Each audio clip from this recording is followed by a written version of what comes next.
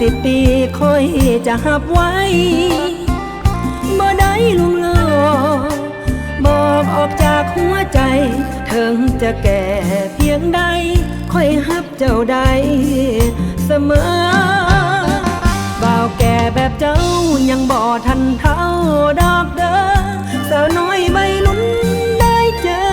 ต้องหลงละเมอเพ้อใจอยากบอกว่าฮักทักทายกับพ่อสามวัย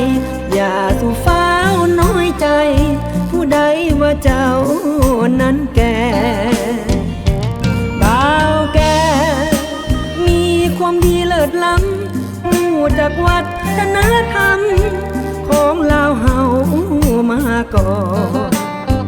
สอนลูกสอนหลานประเพณีและฮีตของเห็นแล้วน่ายกย่องก็นวลละออบ่าวแก่